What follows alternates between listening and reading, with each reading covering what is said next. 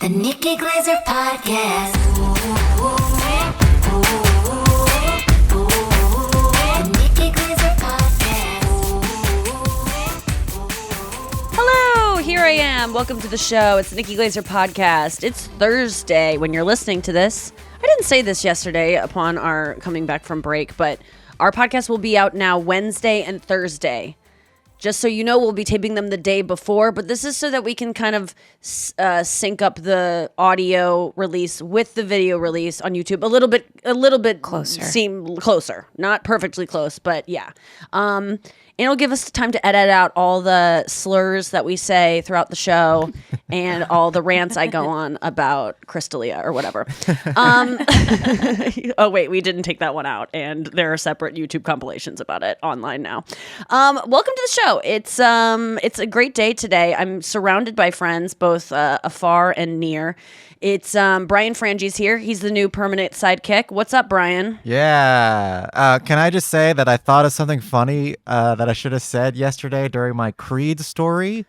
Yes, and because I felt it was lacking about 10% funniness. I all day I go, you know what? There was something missing. What was it? I lost sleep over it. Okay, so wow. That sucks, Brian. I'm sorry. I did too.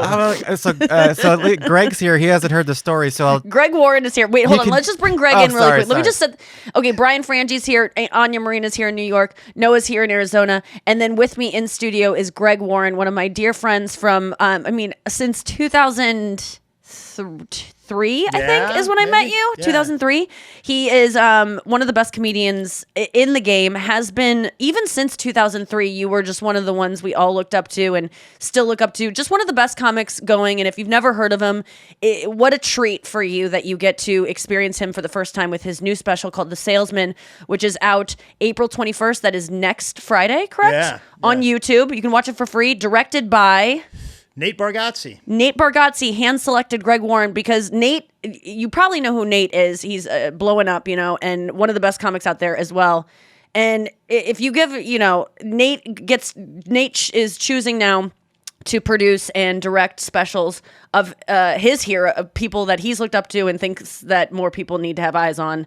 And he selected Greg Warren, which, we've all known forever that Greg is like the... Brian, you know this too, like as a Midwest comic that kind of came up in Bloomington, Illinois, like Greg Warren is a force.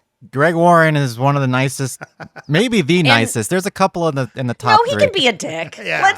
He's never been a dick to me. He's generous. He is a guy. He's like a Yoda and I've never seen. I don't know that reference entirely, but he's guided so many comedians that you know and love, like through the process of being a comedian. And we'll get into Greg, do you want to talk? Sorry, I just keep saying things about you. I've had about 6 meals with Greg. It's gonna be a big letdown after this. I know that's I've had about true. 6 meals with Greg in my lifetime, and I have never paid for one of them. That is so true. I was just telling Greg, so prior to the show, we'll get to Brian Frangi's Creed bonus content after that guy lost sleep over it. No, I felt like I was going to war today. I couldn't sleep at all. I had dreams He's about... going to lose even more sleep because he heard that Nikki also lost sleep over the Creed story. No, so there was a part. No, I was disappointed in my own not like pulling more out of the Creed story because I know that there was so much there, and I felt I had let the show down as a host. It was nothing to do with you, Brian. Honestly, you brought a great story with tons of fodder to be had, and I just did not dig enough. I don't know if this had to do with the Creed story, but I did shout in my sleep last night. Allie, who doesn't sleep in the same bed as me, heard it through the wall. That you woke up screaming? I screamed again. Because they sleep in separate bedrooms, by the way, Greg. Oh, really? Yes. Oh, wow. Brian Frangi and his betrothed. Beautiful. Yeah. Nice, too. Yeah. Nice. Oh, you have smart. What you want? Any other adjectives that don't have to do with the fact that she is a stunner? Nah, she's just hot. I don't care. She's so hot. She's so hot. She's like, she was hot. She's gorgeous, and she radiates warmth and like understanding and kindness. Like, I want to get her pregnant. I'm like, this woman should be a mother. Like, she's just lovely. I really love Allie so much. And but okay, we'll get to Creed in a second. I just want to say, Greg Warren has bought me. He spent thousands of dollars on me. Thousands, Greg. He and other people too. I know. I mean, you extend this to everyone in your friend space because we were just talking on the way here. he met me at Starbucks where they were running behind. So then we went to Caldi's, which was a couple blocks away. And we were walking, and I was talking about how I spend $8.60 on a coffee twice a day, and how it's like, that is so much money. How do people who like don't have money justify getting a fun beverage for themselves? Like, the whole time you would just sip it and have guilt. And then I remembered I used to feel that way all the time when I would get a Starbucks Misto back in the day when I was broke. And I said, I remember, like, I couldn't even enjoy it because I was just guilty that I spent $3. Back then it was $3 in my day. It's crazy. I do remember you when you were broke. And that's what you said. And I was like, I totally remember that time. I remember you were too, so because I broke. needed you. That's the only way I get a warm meal. We did these like kind of silly sketches for Sirius Radio. Oh, yeah. And they played a bunch of them, and Nikki was in a bunch, and we would get money for it. You and, still send me money from those. I do, but like Greg does not need to. I would never expect that, but I get a it's check your- for $840 once every 2 years from that. It's your money, but I mean, we divvied up the royalties, and like, you don't need it now, but I remember you were like, those checks, like when you were broke, you needed those checks. You were so generous, and It wasn't generous. It was everybody's money. You but continue to be that way. Anytime I'm going to meet you for anything, you always get my Starbucks. You always, you're just a generous person. Can I ask you, if you were walking out of a bathroom stall in a public restroom, and I guess you guys don't really use stalls, but let's say you were using one, and you walked out, and on the floor were 2 loose AirPods, brand new AirPods, not in the case, but loose. And you're in a hotel lobby, a busy hotel lobby, but the bathroom is completely, you walked in, there was no one in there, and you didn't see the AirPods on the ground. Maybe they just fell from the sky out of nowhere, but on the way out, you see them, and you look for the case, and there's no one in the bathroom. There was no one when you came in. What would you do? I think I'd probably take them to the whatever You take them to the front desk? front desk, or God. I mean, honestly, What? Okay, no. well, let me Now just- I would leave them there because like whoever lost them is probably going to come back, Right. And I stopped picking stuff up when the pandemic. That was like I was Oh, always you're like, a germ person. Okay, let's say there's no just germs stopped in this doing it. world. In the world that I'm living in, it's a thing that you would like to have, that you have a case for at home yeah. that could charge these, and they don't could be do yours. This. No, you can't do that. Well, I stole some. No, Nikki, and I didn't bring they to can tell. They can track them. I know. Grace is tracking me. They're gonna get you. I get an alert on my phone that says the owner of these, so they are on my kitchen counter and they are dead No, because I don't want Grace is coming to get me. 874 miles away. Can I just say Grace is the name of someone that will not murder you over Grace, some AirPods? she's not gonna murder you. She's gonna prosecute you though. With Grace. But Don't I feel underestimate Grace. Like she's tenacious. Like, But I think she'll grant me her name, and say, you know what? You were just in a bad headspace that day. You were vindictive about something that maybe had been taken from you, figuratively or literally. I don't know. But I will say that I'm feeling massive guilt over me stealing. Because Chris, right away, I said this on the podcast yesterday. Chris, I go, I just got some AirPods. They're on the floor. And he goes, take them to the front desk. And I go, no. I lose AirPods. I've given the world you AirPods. No one's ever returned them to the front desk for me. Actually, they have. I'm a very lucky person, and things always work out for me. And I always get things back that I lose because it does happen that way. So I am set to lose something important to me soon. Can I ask, are these the AirPods that are responsible for the first My ear infection? 8 seconds of No, those are no. So my AirPods now, I have like 4 pairs of AirPods, and because I lose them a lot. so it and makes because, sense that you would steal Grace's. Yeah, because I go, let's add it Compare. to the. Well, because mine are starting to fail. They start to like get too much earwax in them. Anyway, so well, that's just interesting because you are a good person, and I always think don't know. that I'm you also- make the good decision. You're a good man. I don't know. I hope so. But I'm also thinking, like, let's say I wasn't, okay? The main thing that everybody knows about AirPods is they're trackable. Like, why don't you, if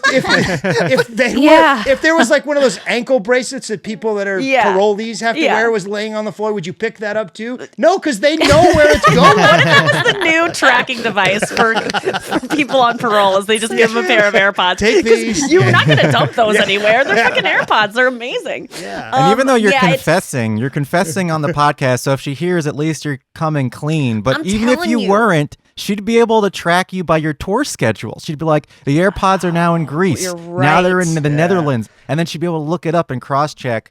Oh, that's such a good point. Yeah. Well, that would take a lot of. You don't know Grace. Well, I'm going to do something really good for the world because I took these AirPods from Grace, who probably already left the premises, was never going to come back for them anyway. And they would have just sat at the front desk forever, and someone at the front desk would have stolen them. Yeah. But I got to put some good out in the world. Okay.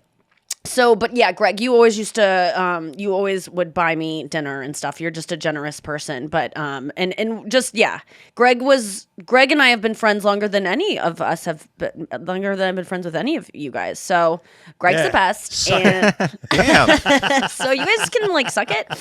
And, yeah, I was a baby comic starting up and just very much looked up to Greg, and he taught me, we were just talking at Caldy's about like, you taught me many rules that I don't follow, but like that God. you have a system. You could teach a comedy class, and I know that seems like an insult, but you do. You give comics hope, but you also dash their dreams. Yeah, at times as well. Yeah, I'm not religious, but if there's some sort of hell, it's gonna be like me sitting in a room, just watching me blabber on about advice to young comics. Just watching footage. And Nikki, I'll tell you, you need to be more clean. That's the thing that's important. You're not going to make $1 billion if you know. No, well, And Nikki, you're not wrong. You just told me that one of our friends can do 25 minutes clean, and there was like this burning sensation in the back of my skull of jealousy. No. And like, I need to be more clean. No, you do not. Well, I just want to Stop challenge myself. You know, I just want to prove that. I mean, I have done it. I've done yes, 4 you can Tonight do shows. whatever you put your mind to. Well, that's very nice. I know Greg. that, and I've said this a million times. Like the thing that bothers me is that like Nikki can act. We used to do these dumb sketches, and they haven't cast anything huge yet in an acting role, which you may not even want to do it because it's such a pain, and it's all those auditions. Yes. You got to live in LA all the time. But that's nice. Nikki can act. Thank you for saying she that. can act. It's. I learned that I can act recently because I was pretending to do something. What was the circumstance? I was totally joking about something, but someone believed me so much that knows me really well. And I was like, I'm just a really good actress because someone that, but I have to be comfortable to act. Like that's I can't just break it out of nowhere. I'm not like I was watching, do you watch Succession? I just got uncomfortable with it. Really? They just do such horrible things. See, you're a good person. You can't take it. No, that's you can't OCD. even watch other That's people. not a good person. That's just like a weird OCD? What do you mean? Like that means that you will do something bad then if you watch too much of it, or it's like you're. Well, I don't think I'm going to drive some dead body into the. When they did that. When that happened. Did so you watch the like end of season 1? Did you watch Yeah, I Game was of like, I'm out. Thrones? Did you I watch? just set them out. Did you Yeah, watch? but for some reason, Game of Thrones. Fantasy. It was fantasy. It Oh, was a okay. little less real and a lot of sex. But tell me about OCD relating to this. I have like I know Well, I I have like OCD with guilt stuff. Yes. And there's something just when I'm around bad things, it just for some reason Like bothers me that like, well, that person's capable of doing that. Maybe how I'm do you capable do of doing that. stand-up comedy? How are you around comedians? I don't know. Comedy clubs constantly. Well, I mean, I'm not saying I'm a great person. No, you either. are. I'm not. Like I just. Yeah, I don't know. There's something about those things, and that's the trend in all this TV now. Is like it's just horrible people doing horrible things to other people, and there's no redeeming. Like Ozark, I watched it for like I don't know a couple seasons. On the last one, I was like, no, it's great acting. It's all this is great, but I'm not watching it anymore. I can't do it. You can't. That's interesting. I've Yeah. never You have heard. a point. TV didn't Yeah. used to be like this. It used to No, be like I think this- 2 people live with a guy, and it's crazy because the And they have landlord a Oh, pizza that's a place. good show. I love that. Like, that's, Greg loved that That's show. such a People good live with a show. guy. he Two auditioned for people that a live with lot. guy. This is why I think this is the number 1 reason, not the number 1, number 4 reason why Ted Lasso is so successful because everybody on that show Yeah. is good. Yes, I except hate Nate. Ted Lasso. You hate Oh it? no! What? I'm so annoyed by his character. I know I'm the only person. He is so corny, and I know it's supposed to be that way, and it's like a feel-good show, but so it feels like we're making a TV show. Like I can't get swept up in the reality of it. It just and what's the I'm name? It's waiting like for I him love to your have a tits. ro- I can't wait to see your tits. I love you. You're my best friend. I just want the your one that tits. talks like this. That's always a little baby. It's just like this. I'm all the wasting time. away this season.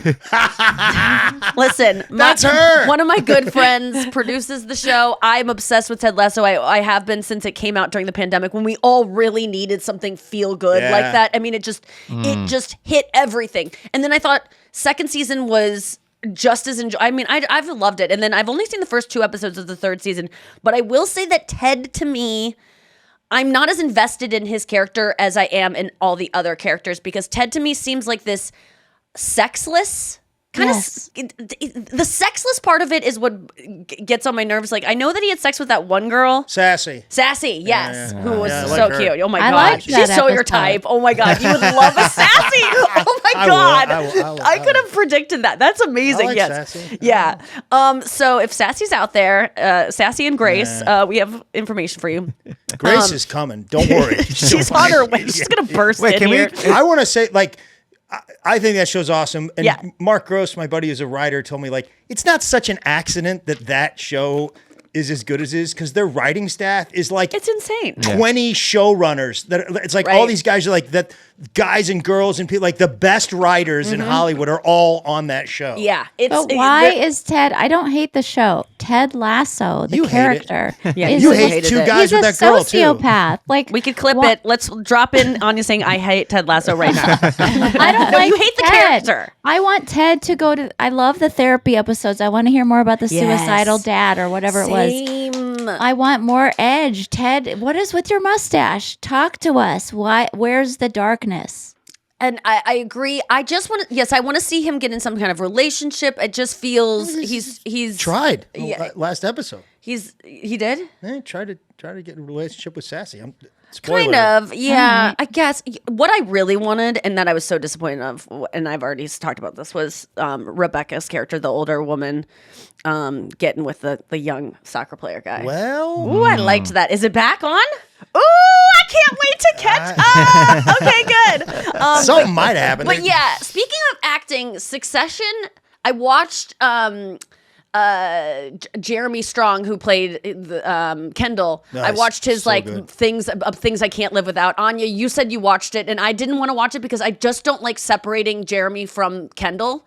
I want Kendall to be Kendall. I'm like so obsessed with that character. Turns out there is no separating the two. They are. Oh, really? It's the same person, and it's so good. You guys got to watch this Esquire YouTube video of Jeremy Strong talking about his favorite things, because generally people do this, 10 favorite things or whatever, things I can't live without, and it's like face creams and like hair gel or like a pair of shoes, and he has just like knickknacks that he's taken from every set or every movie he's done, like almost like a serial killer. Like he just keeps little trinkets. He's got Grace's iPod. That would be in mine. He is like, I did an obscene play in the East Village, and I have a golden thread from one of my jackets from the It's cast. just like what? Yes. He's so cool. He's so intense and fascinating. Okay, when we get back, we are going to hear what Brian left out of the story yesterday when he told us he went to his first concert, and it was a Creed show at Jones Beach, and he went there to meet a crush that then didn't show up. And he was, not only did his crush not show up, but he had to watch Creed. So I hope that wasn't the joke he was going to make, but we're going to hear it when we get back. Oh no, was it? We'll be right back. All right, we're back. Before we get to Creed and Brian's rest of his story, I just want to say this weekend I will be in Pennsylvania, Bethlehem, Pennsylvania, where Jesus was born, and Hampton, New Hampshire. Why don't I ever remember that? Because it's a city I've never heard of before until it showed up on my tour schedule, and it's a city where a casino is in. So those are often cities that you never heard of before. But Hampton, New Hampshire, 2 shows that night. Bethlehem, Pennsylvania, tickets still available for that one. New Hampshire, the first show is sold out. Second one, come on out. And then next week, The week after I'm off. next. The week after next week. Next week, I'm going to Taylor Swift in Houston, and I'm doing Family Feud with my parents and $100,000 Pyramid. So that'll be fun. Look for those. And then the week after that, I will be in Tucson. Noah will be there. Not on stage, but back in the wings, which is very exciting because she lives in Tucson. And tickets still available to that. And then after that, I will be in Vegas with David Spade at the Venetian. Tickets are going fast for that, but there are still some available. And that is our opening weekend for our Vegas residency. And it's very exciting for you to be there for that, or to choose any of the dates that we're going to be there. There's 4 different opportunities to see me and Spade there. And it's going to be such a fun show, and I can't wait for all of them. So I hope you guys come out. And then Europe, and I'm going to Europe. And I just have to say, any of the European besties, we do not have meet and greets, and I'm sorry. Maybe there'll be some kind of way that I can do like a meetup with you guys after the show at some kind of, I don't know. I'm going to try to make it happen, but if you can't can't meet me. Please don't hate me. It's not my fault. It's venues. It's like, it's just logistics. It's not because I think I'm better than you or I'm just keeping myself away from you. I'm not Taylor Swifting yet. Not that she thinks she is better. It's just like, it's not legit. Anya, can you explain it? Why can't Blame we the EU. Okay, yes. So just blame the EU. Anyway, let's get to Brian's No, the it's rest been of Brian's ruined. He's under pressure That was now. it. Really? That was the thing. No way. I was thinking because I told the same story to Allie afterwards, and I was like, I told this story, and then I just said it in the story, and I was like, I should have said that. Yes. Then my crush didn't show up, and then as a reward, I had to watch Creed. That's so funny. yeah. I did the joke. Yeah, that was the shit. joke. You did That's it. okay, man. That's why Well- that's why you're Nikki. Well, That's why this you're brings up. No. This No. brings up. I'm glad that you brought this up. I'm glad that I did your joke because not only we don't really care about what your Creed joke was. What this is interesting. This is why this is interesting to me. You were up all night regretting a tiny thing that you missed out doing. Not up all night, but you woke up, screaming with a devil on your chest or whatever was happening to you in your bed alone, because of this regret. I mean, how relatable is that where you do some kind of appearance or something and you have this one thing that either shows up later or was there before and you knew you were going to do it and it just, you forget and it's the best thing that you could have done and it's the thing that would have changed the course of your life. Yeah. And I think that's so relatable. And luckily, this is a podcast you can jump on the next day and say, hey, I want to do this. But a lot of times you can't. There was one time at a roast. Obviously you can't. No, you tried. I You really tried and I appreciate you. usurped it. I really appreciate you taking this with arms wide open to. Oh, There we baby! go. Oh, he's back. He's back, baby. Yeah. So the one time it happened to me was during the roast of. Oh, it was the last one I did. It was Alec Baldwin, and so I had already done my set, and I was it went well. There was a couple jokes I forgot. I've talked about this a lot where I forgot to do 2 jokes, which ended up being. See, this is the thing. The whole time I'm sitting there, and I realize. When I'm backstage copying and pasting, like I'm in my trailer, it's last minute. They're giving me extra jokes at the end that other people are too scared to use. So I'm editing my set. And, something would happen where I would copy a bunch of text and then I would press, Apple X to cut it, which means it's copied, but you got to place it somewhere or it gets lost in the world. Because they're already cut. Yes, I would cut it and then someone would go, hey, do you want a coffee? They'd come in my trailer, do you want a coffee? And I'd be like, yeah, actually, can I get it? And then I go back to it and it's gone and it's not been pasted and I'm back to, and then, but then that one goes to prompter. And then I do my set and afterwards I'm like, oh, someone does like a similar type joke. And I'm sure there's footage of my face just going like, oh God, like I forgot this joke because there was this one joke I did about Caitlyn Jenner, which I feel gooder. I think the word's gooder about doing it now because she's like, now she's anti-trans now even though she's trans. Like I don't even fucking understand what's going on with Caitlyn Jenner. Chris last night told me it's all about getting attention. Like whatever you can say to just keep getting attention is good. Like what these, not trans people, but like what, Celebrities. Yes, pretty much celebrities, narcissists do. So anyway, the joke was, it was, and I'd done it on Stern, but it was like Alec Baldwin has a podcast called Here's the Thing, which is also how he introduced Caitlyn Jenner to me backstage. Oh my God. Which really made me laugh. It's so inappropriate. I'm very and it's not even an anti-trans joke. It's just like, what is going on with you? So it could have been when she was Bruce. You could have said that. So it was. But I don't regret doing that because it does strike me as pretty anti-trans, and it could have been like a world of issues for me. And then I got to do it on the Howard Stern show as like jokes that I didn't do that were too. Yeah. So it ends up being good. But the one that I regret so much was at one point Jeff Ross is doing his set and he's done a bunch of jokes about me already that of like either I'm not attractive or not, whatever it was. And it's that's just the rules of the game. And so I'm like, haha. So it's perfect because he's already insulted me, and then he kind of gets parched at one point, and he has no water up there. So I'm the closest thing. So he reaches down and takes my water and takes a sip, and then he places it back down. And just 3 seconds too fast, I thought of the idea to just pour it out behind me, of just like he touched it, and to just go like, ugh, like, which would have been so funny. But I waited. It was just 3 seconds too long. It would have been missed. So then I'm kicking myself about that. There are just those moments where you go, that could have been the defining thing of my career. Or just in like, you just have those moments with people in arguments, or like what you should have said to someone to keep so they wouldn't break up with. I don't even know. Like, are you haunted by regret? I mean, smaller, mostly just like, yeah, but it's tiny, dumb stuff. I mean, I just got like Creed stuff. Yeah. That kind of thing. Yeah. No, I mean, I didn't do anything horrible like steal somebody's AirPods. But, no, I just got done editing a special, and there's just there's this moment. It's this joke, and it's the smallest thing, and I know it's not going to matter. But to me, I'm like, what were you thinking? Why? Wait, what was? Can you tell us what it was? Because just to show how so idiosyncratic. So the thing is about. Is that the word? Yeah, so it was. I used to sell Pringles. Yes. And back in when they came out.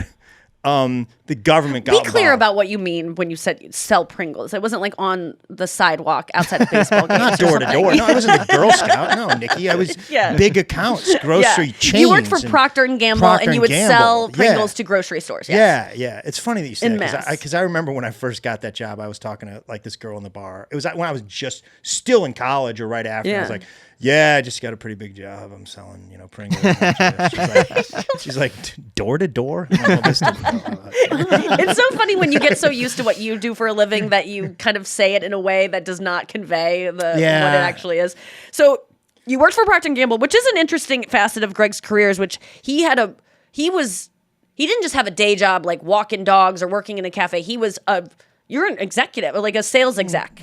Yeah, I was like mid-management. I was doing well. I mean, Greg went to West Point. Greg was a state champion wrestler. I mean, he's a hard worker. He's someone who achieves the limits of, he like pushes himself, and he's just an achiever.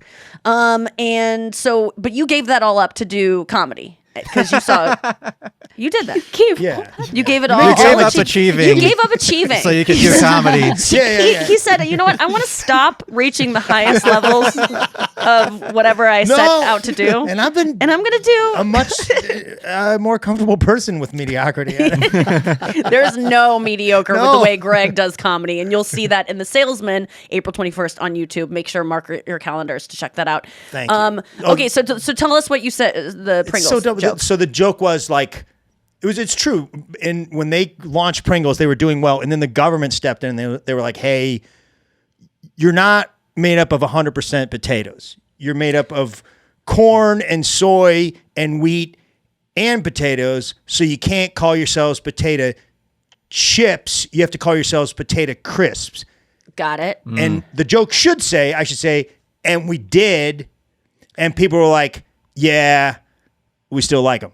Yes. And the government was like, they're not made of 100% potatoes. And people were like, yeah, we kind of figured that when they were uniformly stacked on top of each other in the perfect shape of a horse saddle. Like, those gummy orange slice candies, not real oranges. We figured that out too.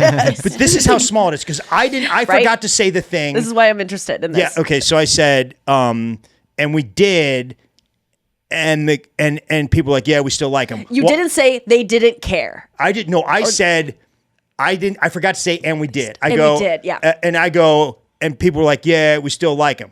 I forgot to say, and we did, and it just makes the joke a little more specific. Clear. It still makes works. It clearer. Yes. So that they understand the punchline a little bit more. Clarity is so important. That's crystallized. That's one of the biggest problems, I think, when I watch stand-ups is I go, the joke you're telling is hilarious. And you're thinking that it's not funny enough because you're not getting the response. The audience doesn't understand. Yeah, they want to help. You're not holding their hand to the finish line. Yeah. You're kind of just going like, come on. And they're kind of they're figuring it out. They get there, but you gotta be so crystal clear, and that's what leads to people sometimes over explaining things. Whereas, you don't. And my biggest pet peeve is like, you guys know about this Tinder thing? Well, it's this thing where like you swipe. It's like everyone knows what Tinder is. Shut up! I know you have to fill 20 minutes and you're scared, but we don't need to know. Like the one person who doesn't know Tinder, you don't need that person's laugh. Everyone else is on board. Yeah, no, you don't over-explain. I can sometimes early on you stop doing it. Yeah, because I remember. I mean, not only you, but I just remember the one thing that really got through to me. Chris Porter one time at an open mic in Stanford and Sons in Kansas City, who was like kind of the Greg Warren of the comedy scene there. Of like everyone's scared of him. He's had some success. And he was just the best Very funny comic. guy. Yes, Very so funny. Chris And a Porter. Sweet guy, too. Yeah. Really, yeah. A good friend that helped me out a lot in the beginning as well. But I remember at the time we were not friends. He was just this intimidating tall guy that would kind of just, walk into the open mic and watch from the back. He was like almost too funny to like go up, And so he called me to the back and he's like, Glaser. And it was the first time I'd been summoned by Chris Porter. And I walked back and he's like, tell the joke. And I was just like, what? He goes, tell the joke. And I couldn't understand what he was saying because I was just so scared of him even talking to me. But what he meant was stop rambling. And I still do it. I mean, I watch myself. I just posted a clip today and it's full of likes and ums. And it's like, you shouldn't be liking and umming during a special, Glaser. I over-liked on this. I'll just say it right you? now. I liked so much on this special. It is an affectation. Yeah. Luckily, I don't think it was ruined the whole thing. But and you're not a woman, so people aren't fine-tuned to go, to dismiss you. No, because of likes. it was this affectation. It was like part of the character that I was, and I do have a little bit of an awkward character. I feel like you are very much. There is. I was just saying this to Greg. I don't like stand-ups who completely transform on stage unless they acknowledge it. Like I do a character, Larry the Cable Guy. But when you're talking to someone at the Comedy Cellar at the table, and then they go downstairs, and you go watch their set, and they're doing a completely different voice and everything, and they don't acknowledge it. That's where I go, what's going on here? Yeah, this isn't. I don't mind a character if we're all aware that this is a character. But you, I think, are very true to more so than ever to who you are now. But you get amped up. You have there has to be. You're a little dial turn. dopier. You're a little dopier on stage than you are in real life. Yes. Yeah. Thanks. Yeah. Yeah. You play into you've done a really good job, I think. Because I've seen your progression, even when I first met you, you were like the greatest to me. But even but now I realize like you were just like a middling type of. Yeah, you were like a new headliner. But to me, I had barely 2 minutes, so to me it was like extraordinary. But you were really good back then, and your bits stand the test of time. But from even back then, I mean, Greg just did a Taylor Swift and re-recorded a lot of your bits from back in the day to release, and they still hold up. Yeah, I mean, Chris, like my boyfriend, Chris went down and filmed these things because I was never doing social media. I had a few clips, and I ran out of clips, and I was like, well, these clips you can't even find. So Chris, smart, went down and I'm like, we can't produce a special, but he was like, yeah, let me figure it out. So Chris just shot this thing. Oh, I remember when he told me, I can't hang out with you this week. I'm going to Arkansas to shoot Greg's stand-up clips from 2004. I go, oh, really? I think Flute Man is very accessible on YouTube. Oh he could probably just pull it from that. Yeah, I know.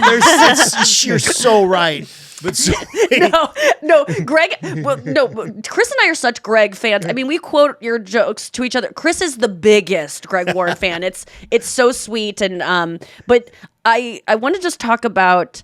I like some of the stuff that you get into. When you were first talking about, you just have like vulnerable stuff. The one that sticks out to me, and during the pandemic, Greg and I would meet at Caldy's, this coffee shop in Kirkwood, Missouri, constantly to like talk about bits and work on bits.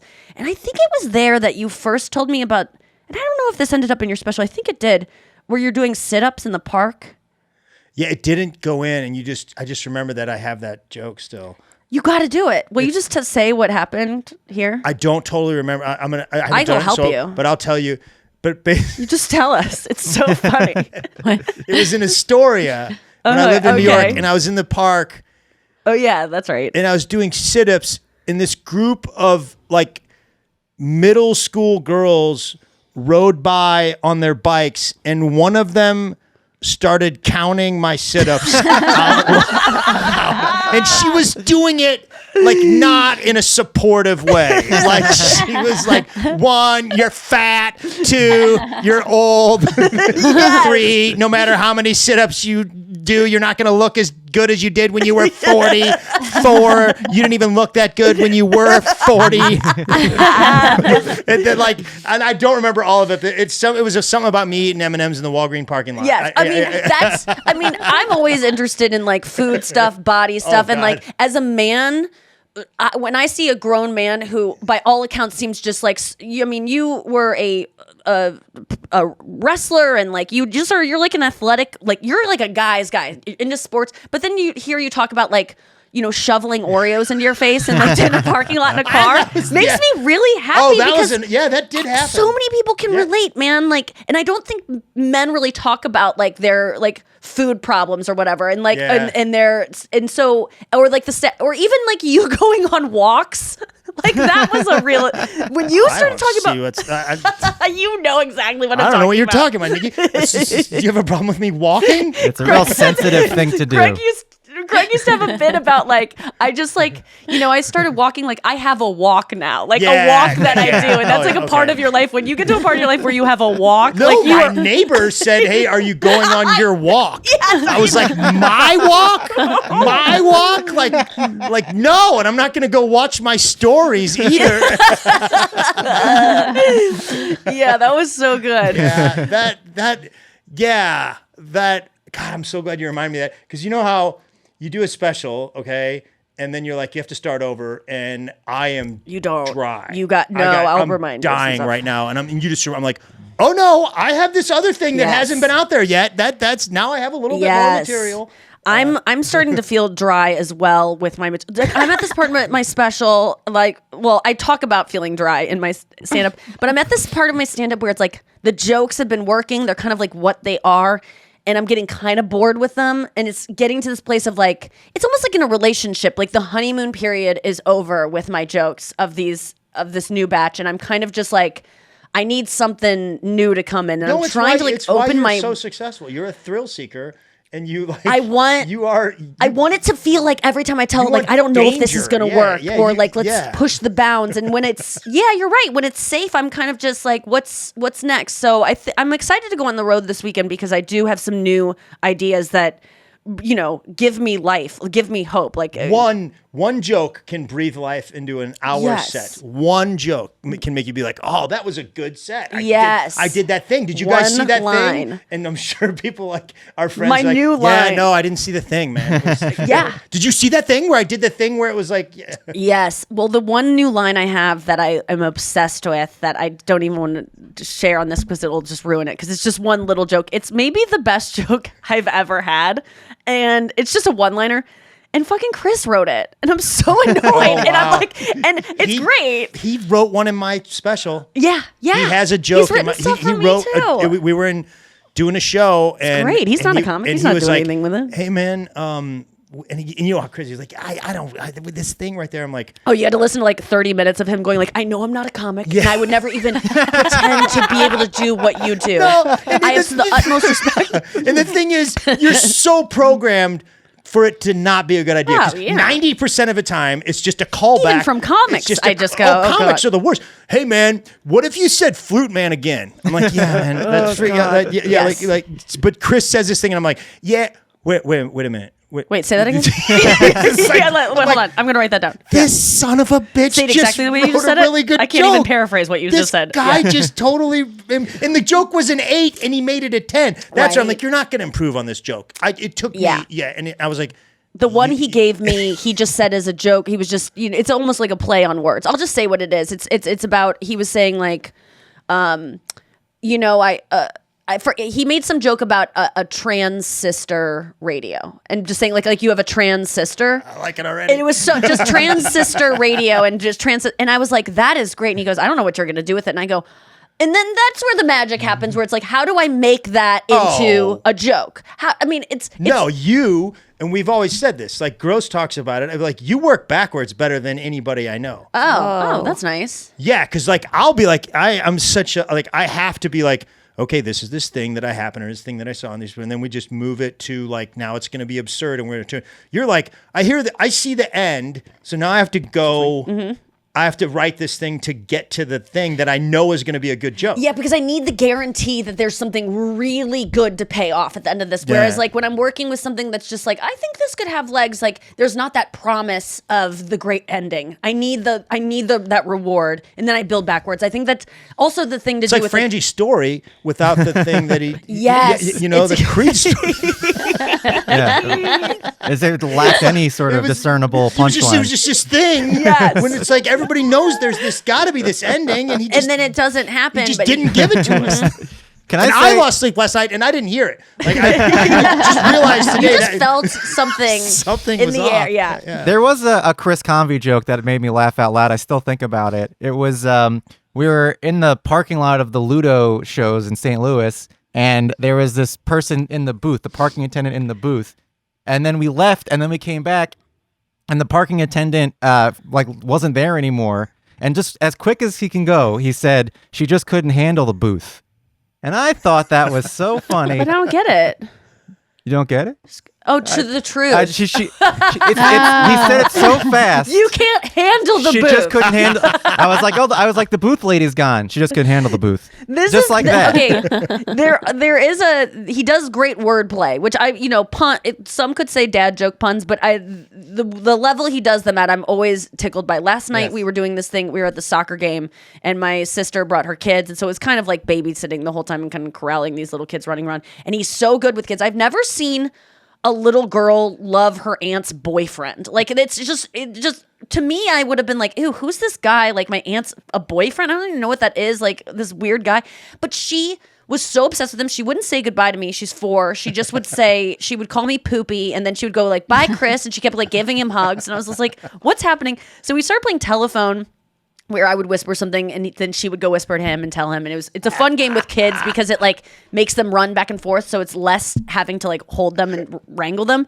So at one point she comes up to me and she delivers a message from Chris and she goes, will you marry me? Just kidding. So funny. It just hit me. Like one of the reasons I think you guys are good is like, because both of you guys do that thing where you just play those dumb games.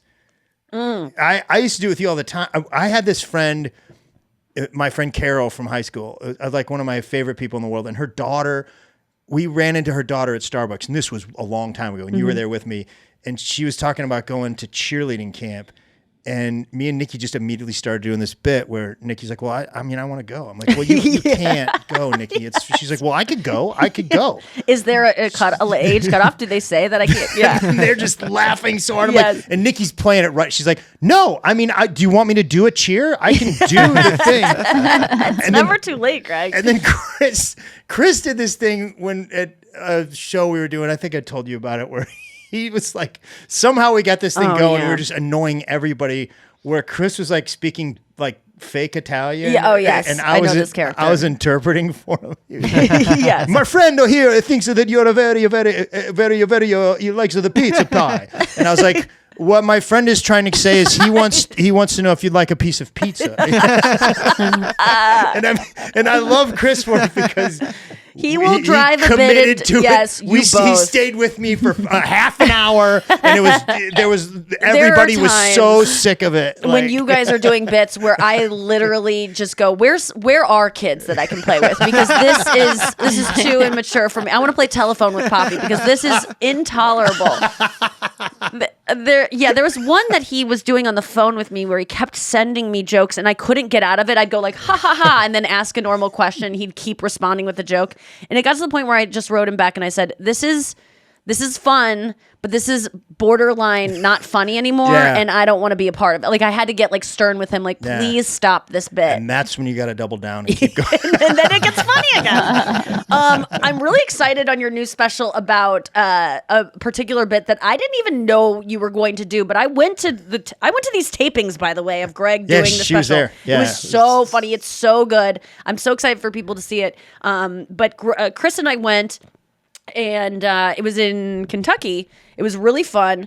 And as I'm watching the show, all of a sudden I start to hear a very familiar story. Oh, no. And I was like, wait, I was there for that. And then I was like, oh my God, I am in a bit. It was Totally. It is so flattering to be in your bit. Yeah, you want to tell it or you want me to tell it? No, you tell it. It was during the pandemic. Yeah. So during the pandemic, me and Nikki drove to Bloomington, Indiana to do a show for the comedy act there. And we were just like doing a show to help raise money because clubs were about to go out of business.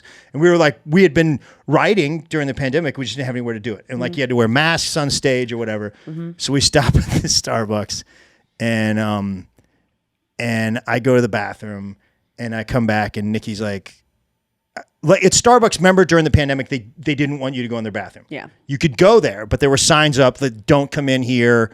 It's like skull and crossbones or what, like, like there's probably COVID in here. Like they did This is where we not. keep the COVID. You can't go. Yeah. You can't go in the bathroom. So I just learned, the staff has to go somewhere. So they're open. They're not locked. Just go. And when you go, commit, act like you know what you're doing and do not pause. Just go. So I go. I just head down, go, come out. Nikki's like, I got to go too.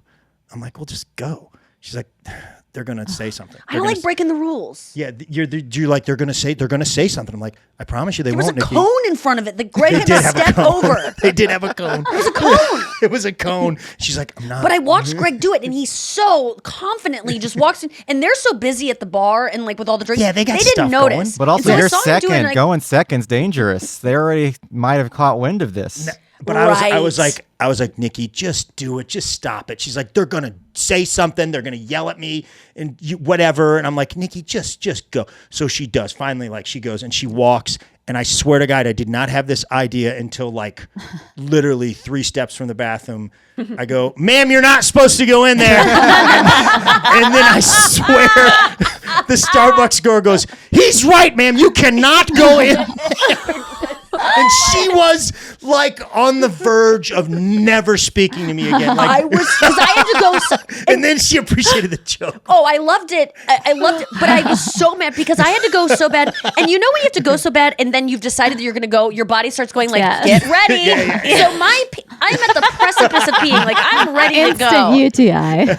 Exactly. And I'm so embarrassed because now I've been like busted for trying to, it was like it brought back all these memories of getting caught stealing. Like it was just so, and so then I was so, and so then we had to wait for our drink, and I've just been called out in front of the whole cafe. And I'm trying to be like, he just used it, And then Greg is so apologetic immediately. He was like, I'm so sorry. And I'm like, it's fine. But I'm kind of annoyed because I have to pee so bad.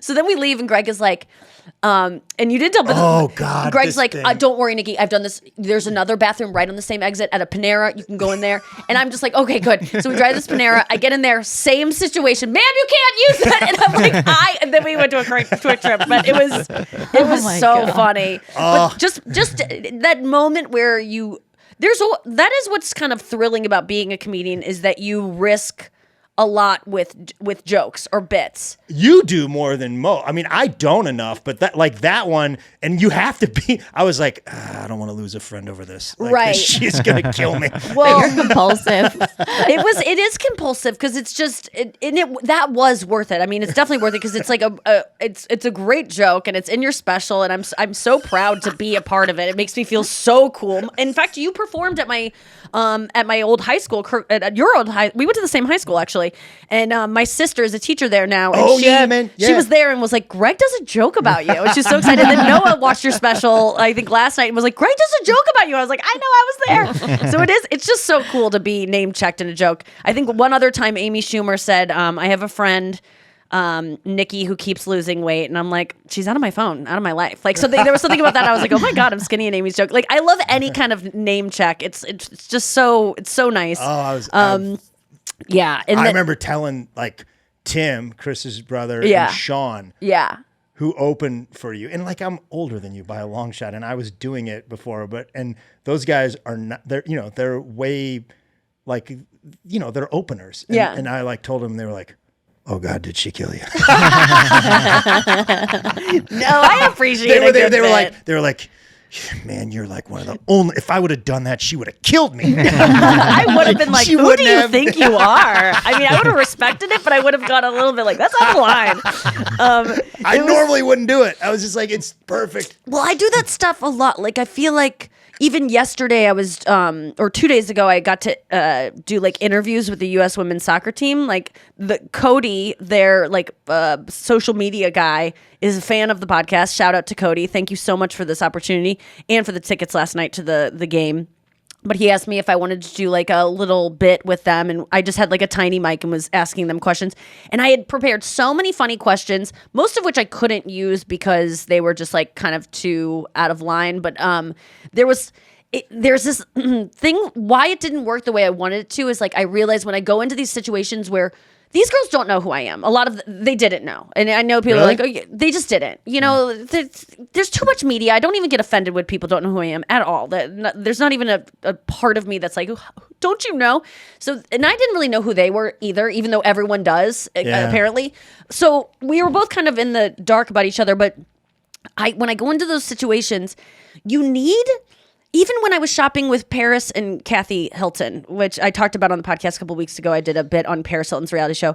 It's hard to be funny when people don't know that you're funny without someone else there to kind of like co-sign on it. Like if I would have just had a producer there who, you know, Cody was filming it, but he's behind the camera and he's more on the soccer side of things. So if I say something out of line, he's not going to laugh. If I would have just had, you need someone there because when you're a comedian out in the world and people don't know you're a comic and you take chances like that, most of the time, which it happened to me until I became a comedian, like my whole life, saying inappropriate things and getting just like, why would you say that? You know, you get that reaction more so. And so it's always this gamble of saying something that just is a little bit over the line and people aren't ready for it. And I feel like that happens a lot to me where I think I learned a lesson in doing that where next time I will just bring a friend to be able to laugh with me, maybe not even in the moment, but later about it. Because it will make me more comfortable because at least I made Chris laugh, or at least I made Brian laugh, or at least, you know, we can talk about it on the car ride home, whereas if I'm saying a joke that bombs with these soccer players who are just like, who's this girl? I feel so alone. If the tree and stupid. falls, like, there has to be somebody. Yes. So I think that I just need someone else to you just kind of need to be known as a comedian when you go into those situations, so people kind of expect it out of you. But then at the same time, sometimes they expect too much and they laugh at everything you say, and you're like, I haven't even said anything funny yet. You're giving me too much credit. Yeah, God, that's it makes sense to me, sort of, that they don't know who you are, because athletes at that level, they're just. It is laser focused on like they probably watch. They do anything else. A comedian that's a soccer comedian. Or something. you know, like I just because I know wrestlers and they're pretty. I guess the question I just kept wanting to ask is like, what are you gonna do after this? Like this, I just worry about like, what are you gonna do? I mean, they're gonna coach soccer or they're gonna. I know, but like, is that the only path? No, they go. Yeah. I mean, it's a sad question, though. It's like asking a stripper. A lot of players get depressed after professional sports. And that's what I wanted to get into. But imagine your whole life. You're when you're a kid, you're practicing towards this goal your entire life, and then you get to high school and you're doing it. In college, you're doing it. You get to. Are we talking about strippers or soccer players? Yeah. Strippers. We're talking about strippers. You know, you got to start them young, and then they get older, and then all of a sudden they can't do it anymore. And what do they do after that? They coach other strippers. Well, let's just take a quick break, and we'll come back with more about this because it is interesting. Yeah, I mean, you were an athlete, Greg. Yeah. I mean, you were a state wrestler. Is that what they call it? Was state champion? What do we mean? I mean, if we're going to get technical. Yeah, get technical. I was an All-American. All-American. Oh. Yeah, big deal, right? Nice. How many All-Americans that was the name are of your there album, in your too, state? Right? What's that? How many All-Americans in that state that you were competing? Well, I mean, when I was in high school, I won the state a couple times. And then in college, I was an All-American. And in wrestling, there's 8 per weight class. So there's 80 a year that are All-American. Is it catch wrestling? What's that? Oh, I was 150 and then 158. What did you ask? I asked if it was catch wrestling. I don't know what that is. Ooh. It's like when you wear the singlet and you have to stay within the circle and you have to like pin their shoulders. Because I think sometimes when you say wrestling, people think of like WWE. No, that wasn't. What was your persona? You were like throwing chairs. Did you wear a mask? Yeah. Fringe, it's a good question. I kind of went with a little more understated. I was the accountant. The the salesman.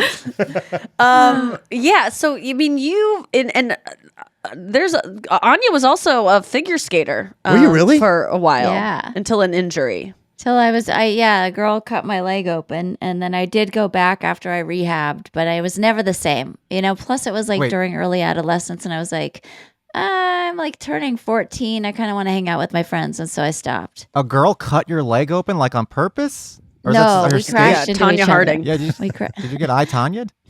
Yeah, she looked a lot like Tanya.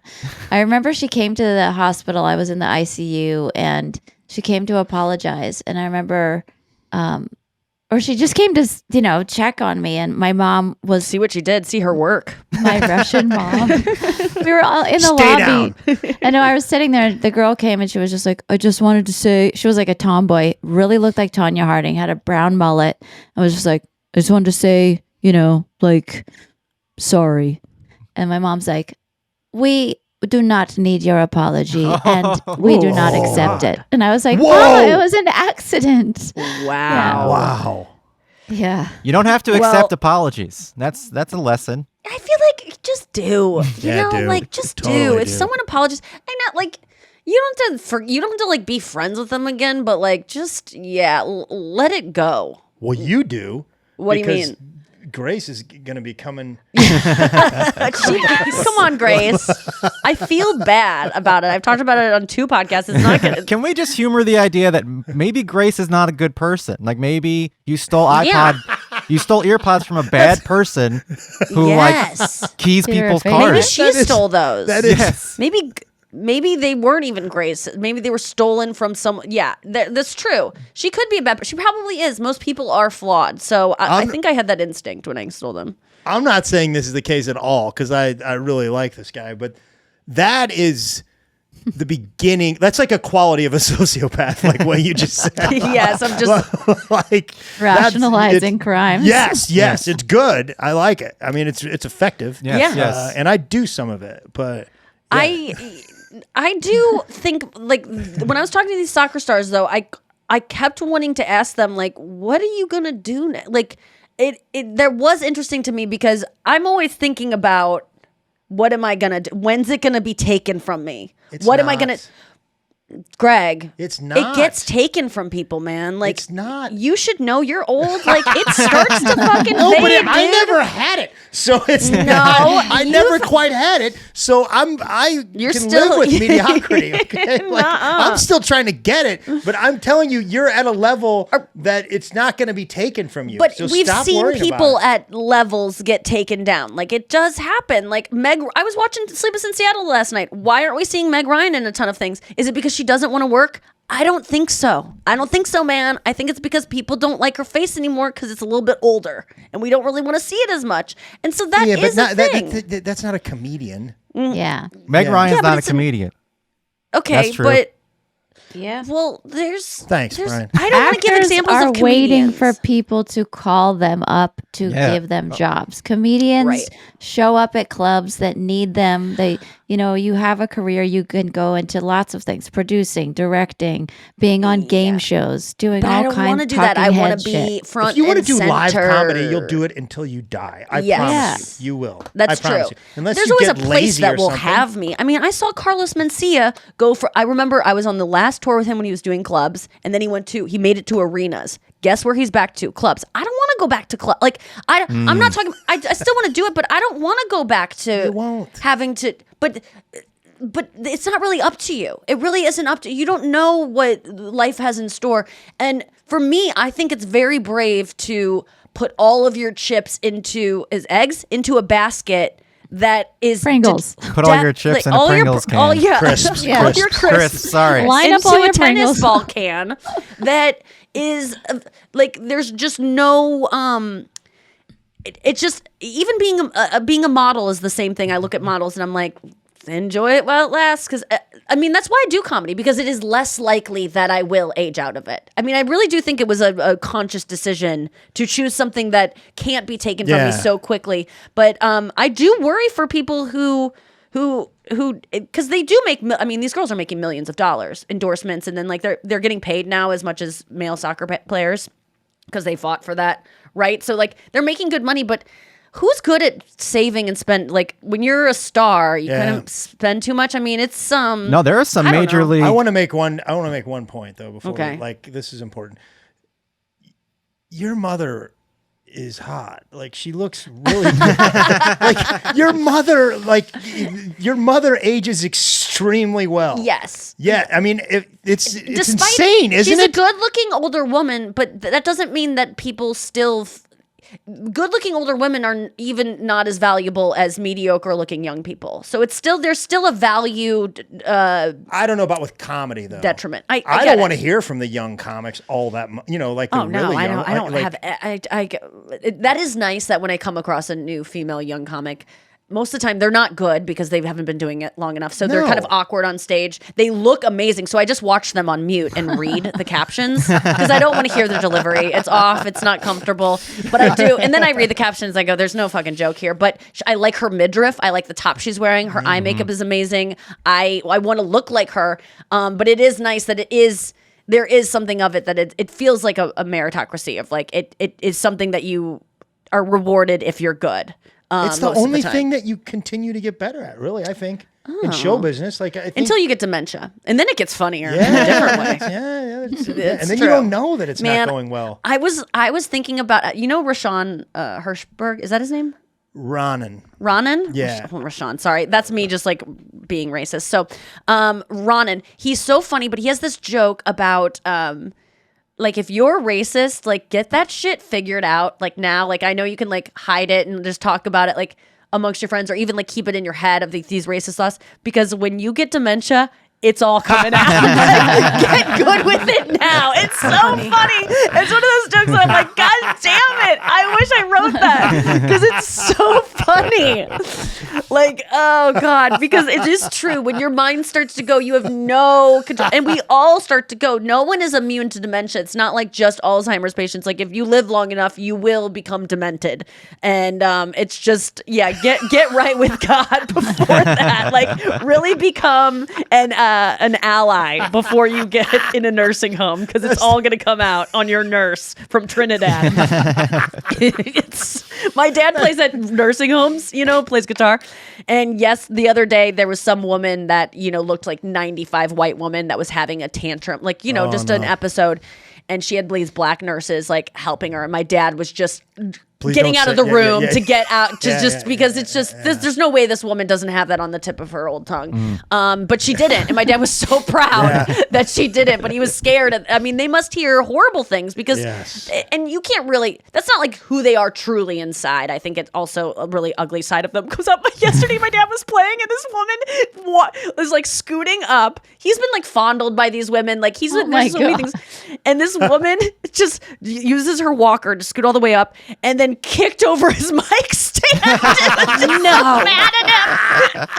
Why? Wow. Because it was just, Didn't care for it. Yeah, she just too didn't loud? want it. Maybe too loud. Maybe just like, maybe and she's in a fucking nursing home or family hasn't visited. Maybe it's a song that made her feel something that like, you don't know. These people are not in control of anything they're doing anymore. So it was just a hilarious, kind of cute, sad story. I did one of those. This girl that I knew, I was in town, and she was like, "Hey, I work at a nursing home," and it was in Erie, Pennsylvania, and she was like, "Hey, would you come do like a show at I was during the day." I was like, okay, she was hot, and so I was like, okay, Whatever you want. yeah. So I went to do the show, and I'm like, I'm doing a good thing, right? I'm doing a thing that, I don't want to do, but I'm doing a thing. So I do it, and I'm fighting so hard up there, and I'm doing well. In my mind, I'm like, this is the hardest thing, is to do this gig. And What is the gig? I'm just doing a show in this like day room for a bunch of For old people. Okay, got Yeah, it. all the people live there. And I'm like, I'm working so hard, and I'm like to get a little bit. Yeah. But I'm like, this is going pretty good, man. I'm getting crowd work, and then one by one, they just get up and leave. And I was like, finally, there's like half of them like, what's going on? The guy's like, lunch. You can't beat lunch, You man. can't. You can't. That's they like just Chris left. Rock in the next room. Yeah, you can't. You just left. That's so funny. As you were saying that, what was I thinking? Oh, there are often times on stage where you'll be bombing or it's like one of those really hard rooms, and I will disassociate. Like I will just go on autopilot.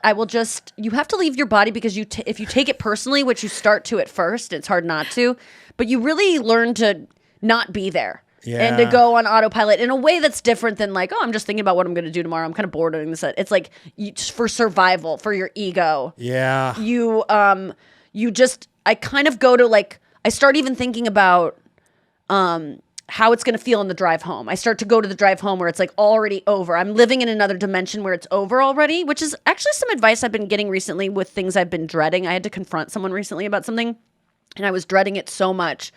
And my girlfriends who I always talk to and ask for advice, Anya included in it, were saying, one of them gave me advice of like, think how you're going to feel when it's done. Which doesn't normally help me, but it is a little disassociative, which I've been seeing this new therapist who works with like somatic therapy, which is all just like feeling your emotions through how they manifest in your body. And she was talking, this is very interesting. I just want to share it in case you encounter a baby. She was sharing this thing about, because she thinks that I have dissociative qualities where I'll just like tap out. Something traumatic happens and you just leave your body. It happens a lot to like rape victims and like molestation victims where they just are like, this is too much, and they leave and they're just like not there.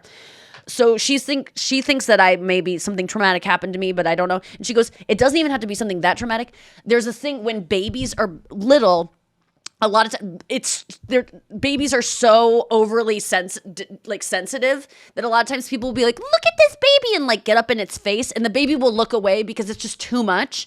And the person will just, you just want to follow the baby's gaze. And so you go to where the baby starts looking and you keep following wherever the baby looks, you kind of get in its face. And if that happens to you as a child, babies just go, well, I can't escape this. I'm going to go somewhere else. And they start to learn how to disassociate. And so that blew my mind because I've done that to babies before where I'm like, I just want to look in your eyes. And you kind of follow it around. Stop doing that to babies, everyone. Man. If a baby looks away from you, let it look away. And that changed the way that I even yesterday was dealing with my nephew because it made so much sense. But we don't know we're doing these things. No, it's like Drew Barrymore on her show has to be like right up in everybody's face. Like, oh my God, it gives me anxiety. It's a lot. I love her too. She's a real one. But please just go to the Drew Barrymore show Instagram and look at how she interviews people. She is because 2 inches from everyone. She's on their lap most of the time. She's holding their hand. Or she's on the ground with them. I was on Zoom, and even then, she showed up in my living room in St. Louis. You were both on Zoom on the same screen? Yes. Want blood into her screen. Jesus Christ, Drew. Hi, Nikki. I'm here for you. But you know what? If she was anyone else, I would be like, this is so annoying and gross. And like, you're just it's like faux sincerity. But she is someone that seems extremely empathetic and like, and it works. But it is funny to look at every single clip of her. It's like, she looks like she's proposing to every person, like to Ava Longoria. She's just like kneeling by her chair. I'm like, why does Drew even have a chair? Floor. She's on the floor next to them. It's really cute. And then there's this one clip that someone sent me of her doing, Machine Gun Kelly and her were doing an interview, and they were painting each other's nails, and it got really intimate. And people were sharing it like crazy a couple months ago when it came out, but they were talking about like their family trauma, and they're like this, but it was just the act of doing something that wasn't just like paying attention to the lights and camera that made them more comfortable. It was very interesting. But final thought. Greg's special's coming out Friday, next Friday, April 21st on YouTube. What is that going to be like for you? Are you someone who's going to be obsessively checking the numbers, checking the views, reading the comments? Are you one of those people? Yeah, I guess. Yeah. Well, how can we get you to not be? Because you can't control it, and no amount of you reading comments is going to make them more positive or negative. Yeah. You know what I mean? Like, I just recently looked at some girl's late night set, a friend of mine, and I won't say who, but and the first and it was great. And the first comment was, "This is pretty good." And it was like they just couldn't give it to her, and it was the most upvoted one. It was like, oh, they just can't give it to her. And I know she's seen it. That's the problem with YouTube. I don't ever read a comment about myself ever on any video. It's so good. I don't. And especially on my Instagram videos, if I post you can write whatever the fuck you want underneath that. I'll never fucking read it. I'll never read anything on Instagram underneath pictures. I'll read those comments. I'll never read a comment under the video. It just isn't helpful to me. There's nothing you could say that will change what I already did, whether you like it or whether you don't like it. It's already happened. God, that's so. So maybe think of it that way. Like You can do what I do, which is you post. What do you do, Brian? Post a video on YouTube and then no one comments on it. Yeah, no one watches it. It's Then you have to worry Brian, about. what is your YouTube channel? Can we get people to watch stuff? Well, it's all cartoons. There's no stand up. Yeah, you've been doing that animated stuff. It's great. Yeah, It cartoons. is great. Yeah. It's just Brian Frangie at YouTube. Is Frange. Yeah. Check out Brian Frange. Give him shoot him a couple comments to Give fuck me with some his comments. psyche. Yeah. pretty good. Say pretty good. Yeah, pretty good. Yeah. It's like what I guess what do you pain that, and that was probably the biggest compliment that idiot's ever given was pretty good. Yeah. It pained him like I I can't. hate to make it a female comic thing, but I gotta. Like, if it were a male, it brutal. would have been like, this is hilarious. It's like, that's when a woman is super good. It's like, okay, I guess this one was funny. That's what I get a lot of, like, well, that one was funny, but the rest of her stuff. And then yesterday, someone that I'm close with, who doesn't know my policy on this stuff, of like, most of my friends and family know never anything negative they read about me. Don't tell me. I don't. It doesn't help me. But this person didn't know and was like, a lot of people say, you're very dirty and you don't need to be that dirty. And I was just like, and even when they were about to start saying it, I was like, please, just get to. They're like, a lot of people, and I already felt it coming. I'm like, no. And it's like, I know that stuff's being said, but it's really helped me. So do you feel that there's any, I'll ask this to everyone. Do you feel like there's ever anything good to be gleaned from reading comments? Like, is it ever going to steer you, whether it's a negative or positive comment, in the right direction or in a better direction for you? Or is it just cutting?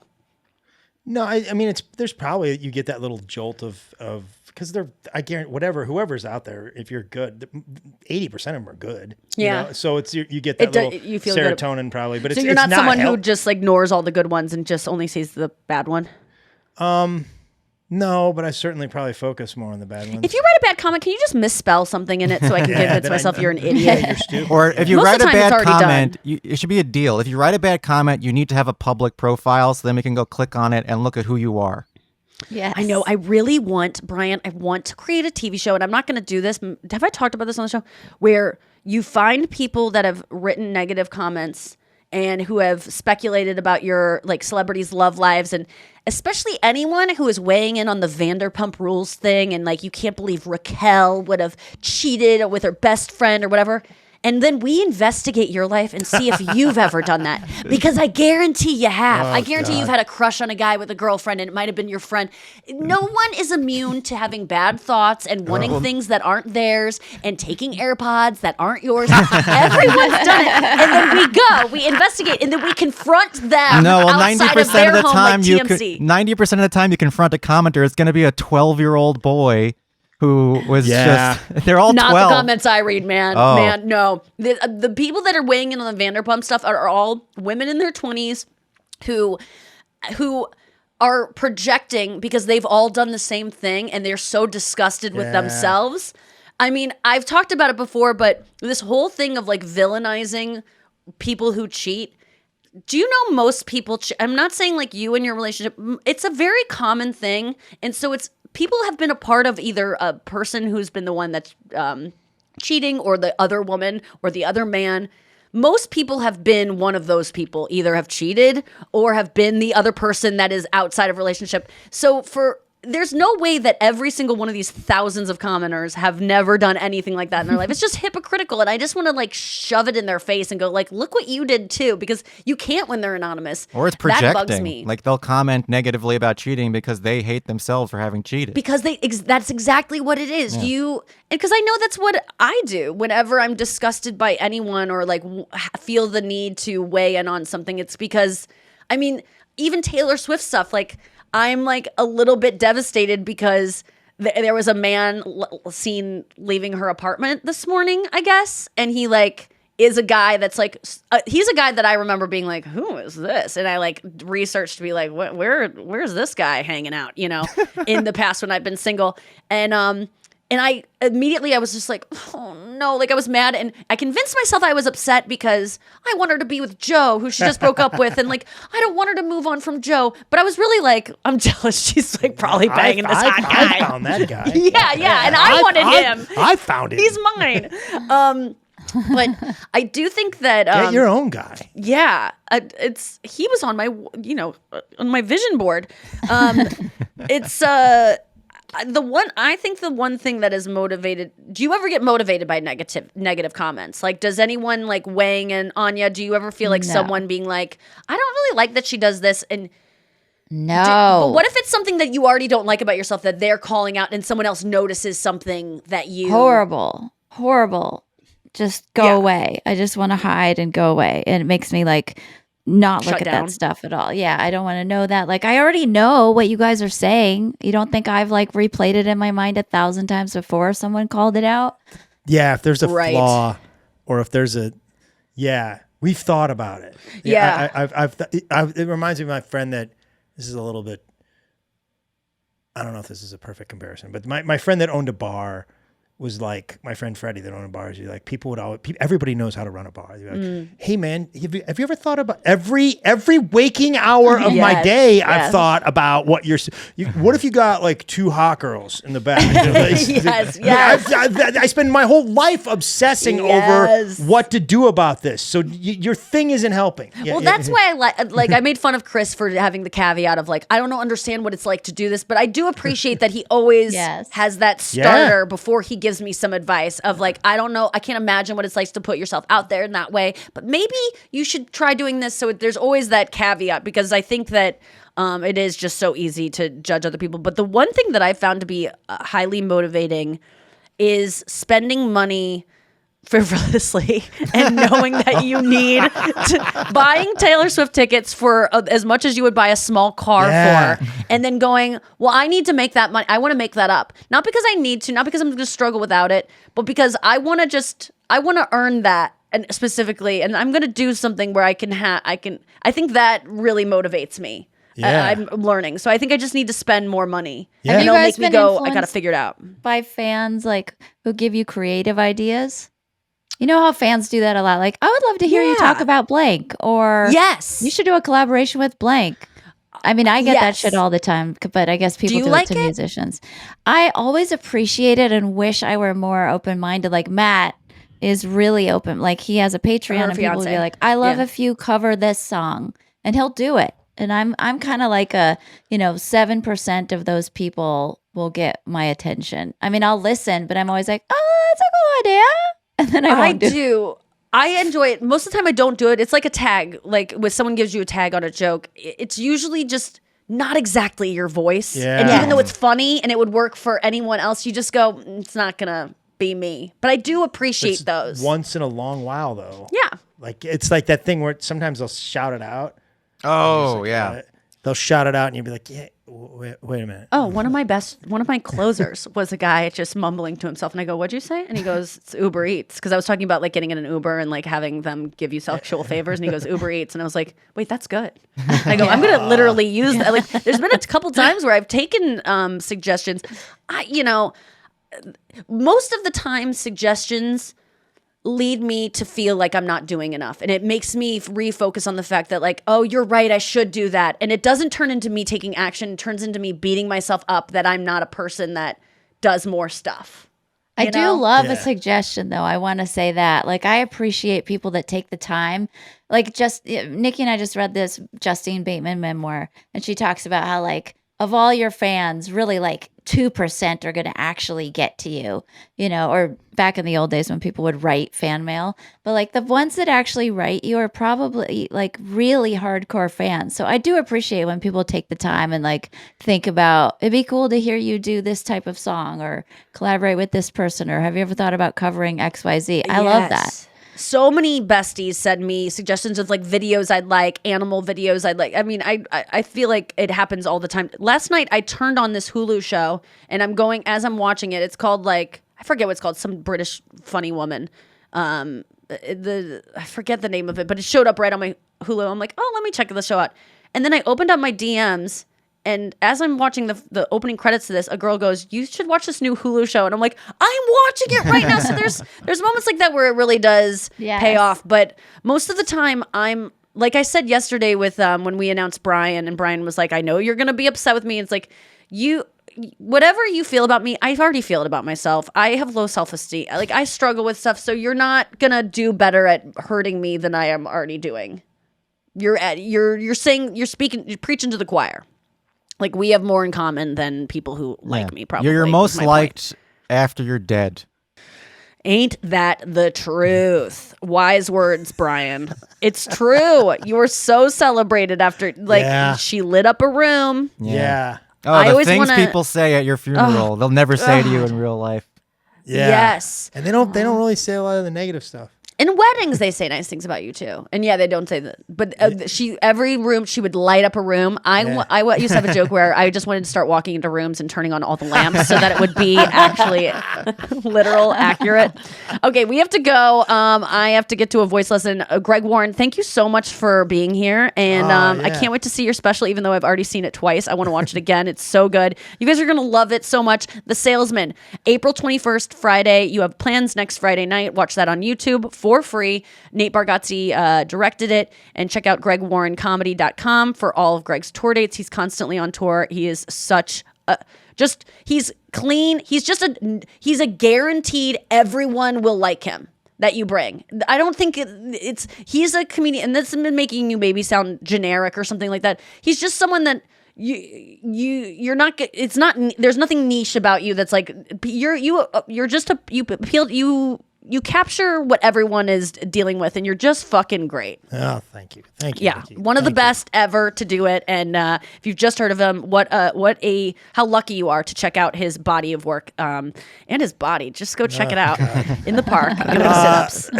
That's so nice to see Anya again. I haven't seen you in forever. Yeah, I know. look at her. She looks great. Yeah. Great to see you. You all too, right. Frangie.